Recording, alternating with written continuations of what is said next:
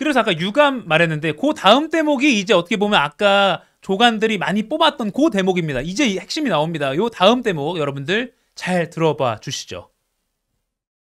그래서 아마 그 관저에 있지 않고 이렇게 사저에 있으면서 또 지하 사무실도 있고 하다 보니까 자꾸 오겠다고 하고 해서 제가 보기에는 좀 그거를 매정하게 좀 끊지 못한 것이 좀 어떤 문제라는 문제고 좀 아쉽지 않았나 생각이 되는데, 그렇지만 저한테 만약에 미리 이런 상황을 얘기를 했더라면은 조금 더, 저는 아직도 이 26년간 그 사정 업무에 종사했던 그 DNA가 아직도 남아있기 때문에 네. 저라면은 조금 더 좀 단호하게 대했을 텐데 제 아내 입장에서는 뭐 그런 여러 가지 상황 때문에 물리치기 어렵지 않았나 생각이 되고, 좀 아쉬운 점은 있습니다.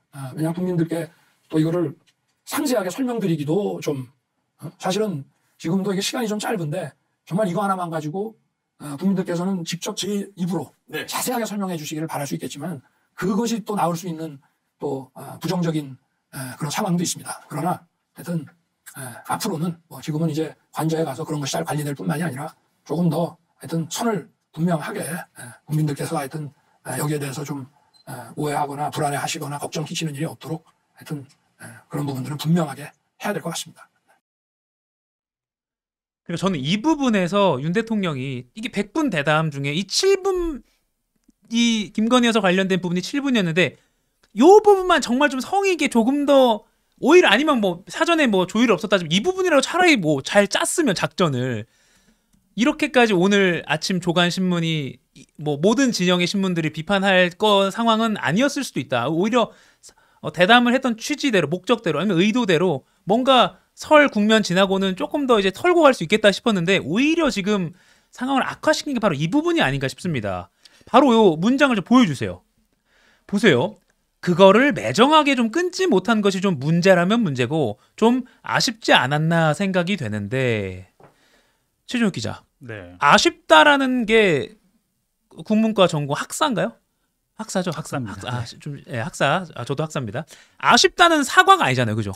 그렇죠. 아쉽다에는 이게 상대를 배려하는, 고려하는 의미가 담긴 게 아니라 내가 생각하기에 뭔가 미흡하고 부족하다라는 의미가 담겨 있잖아요. 그러다 보니까 이게 뭔가 이 행위에 대해서 잘못을 인정하고 뭐 일정 부분 부적절한 측면이 있었다라는 거를 인정하는 내용이 담겼다고는 보기 어려운 단어이긴 하죠. 아하. 네.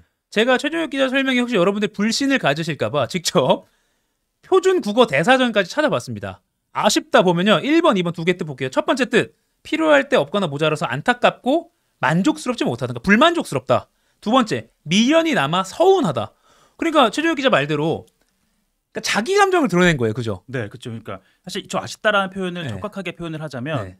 어제 이 대담을 본 국민의 마음이 마음이 아쉽다, 불만족스럽다. 네, 요 정도가 더 자연스럽지 않을까라는 아하. 생각이 드네요. 여러분들, 용산 대통령실에 지금 저희가 아쉽다라는 뜻을 다시 한번 말씀드려야 되는 상황입니까?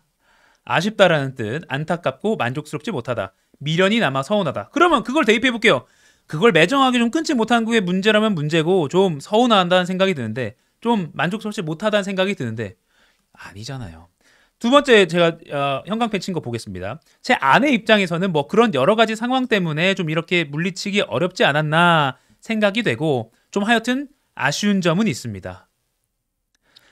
사실 이게 이 건을 두고 야당에서는 지금 불법이다, 뭐 김건희 여사가 검찰 뭐 수사를 받아야 한다, 이렇게까지 요구를 하고 있는 네. 상황이잖아요. 그러다 보니까 대통령 입장에서는 뭐 잘못을 인정을 하고 뭔가 위법성이 있었다라는 거를 좀 뉘앙스라도 비치는 순간 뭔가 야당에 빌미를 줄 수 있는 그런 발언으로 익혀질 수도 있기 때문에 최대한 조심스럽게 애둘러서 뭔가 좀 유감을 표명한 것 아니냐, 이렇게 좀 해석을 해볼 수 있지 않을까 싶긴 합니다. 그러다 보니 죄송합니다, 유감입니다보다 더 낮은, 그렇죠. 그러니까 뭐 아쉽다라는 네. 표현이 나오게 된 걸로 배경이 분석이 됩니다. 사실 근데 저희가 그 사과의 기술이라고 하잖아요. 사과를 할 때는 맞아요. 정확한 사과의 대상, 뭐 사과의 원인, 뭐 앞으로 어떻게 할 건지에 대한 뭐 대안 이런 것들이 정확하게 들어가야지 사과를 받아들이는 입장에서는 아, 저 사람이 진정성 있게 사과를 하는구나라는 생각을 하게 되는데 이렇게 좀 뭔가 불분명한 애매모호한 표현들이 들어가면 오히려 이게 더 뭐 사과의 진정성 혹은 그 효과를 좀 떨어뜨리는 측면이 있긴 하죠. 그래서 아까 한겨레 신문 오늘 헤드라인을 사과는 없었다라고 뽑았는데, 그러니까 아예 사과를 할 마음이 없었다라고 해석하는 것도 무리가 아닌 것 같습니다. 그 다음 문장 볼게요. 그 다음에 아쉬운 점이 있다고 두 번이나 말을 한 다음에 이렇게 말했습니다. 이걸 또 상세하게 설명드리기도 좀 사실은 지금도 이게 시간이 짧은데, 이게 이렇게 하면 또 뭐 부정적인 상황도 있습니다. 아니 근데 100분 대담, 그러니까 이거 하라고 대담하는 거 아니에요? 그러니까 길게 설명하라고 이런 대담을 뭐 다른 기자회견 뭐 여러 기자 안 두고 네. 1대1로 조용하게 사전 녹화하는 게 그렇죠. 이런 거 하라고 상세하게 설명하라고 지금 하는 건데 이걸 짧다고 하면 어떡하는 거죠? 사실 이게 상세하게 설명을 이게 기자 얘기한 것처럼 네. 상세하게 설명을 하라고 그 시간을 준 건데 네.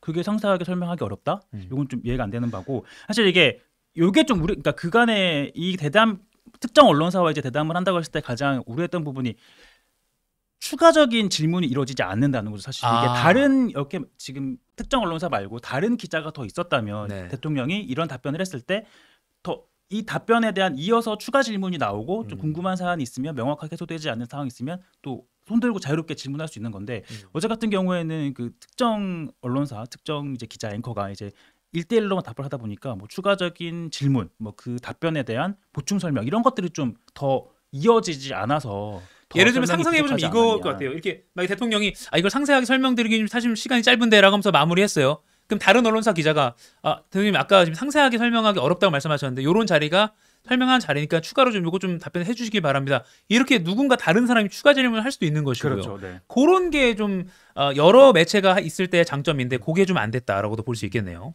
그리고 저는 마지막에 하여튼 그런 부분들은 분명하게 이제 해야 될 것 같습니다. 라고 하는 것도 아까 최정혁 기자가 비슷한 말인데 타자화하는 말인 거죠. 그렇죠. 해야 될 것 같은 게 아니라 본인이 대통령실이 그리고 대통령이 그리고 김건희 여사의 남편인 본인이 그렇게 해야 되는 거잖아요.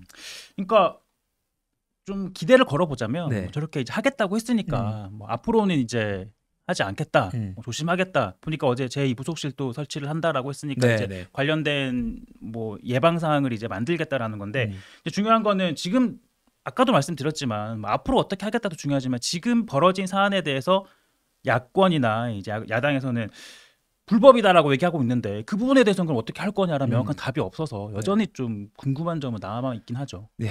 아쉽다라고 했으니까 사과한 거 아니야라고 혹시 이제 해석하는 분들도 온라인에 좀 있을 수 있는데 아쉽다라는 표현은 일단은 안타깝고 만족스럽지 못하다. 미련이 그러다 남아 보니까 서운하다. 이제 요 포인트에 대해서 야당이 이제 논평들을 많이 냈는데 예. 이제 사실 어제 그 대담이 11시 한 30분쯤에 끝났잖아요. 예. 근데 민주당은 끝나기도 전에 논평을 냈어요. 그래요? 그러니까 왜냐하면 그러다 보니까 일각에서는 더 들을 것도 없다. 그러다 보니까 한 11시 조금 넘어서 논평이 나왔거든요. 끝나기 한 30분 전에.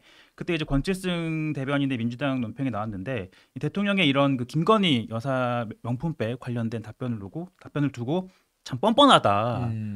이 대통령의 사과는 없었다라고 단정을 했고 네. 대통령의 좀 오만한 불통을 보여서 답답하다 뭐 이런 논평을 내놨습니다. 네. 지금 저희가 이 아쉽다라는 표현에 문제를 삼은 건 저희뿐만이 아닙니다. 동아일보 사설 이 제목에 보세요.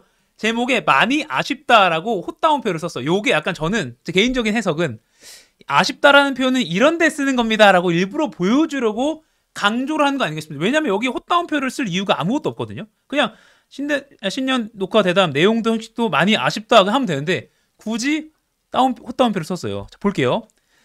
근데 실제로 나옵니다. 첫 문장부터 사과나 유감의 표시 대신 아쉽다라는 표현을 두 차례 썼다. 그리고 이렇게 나옵니다.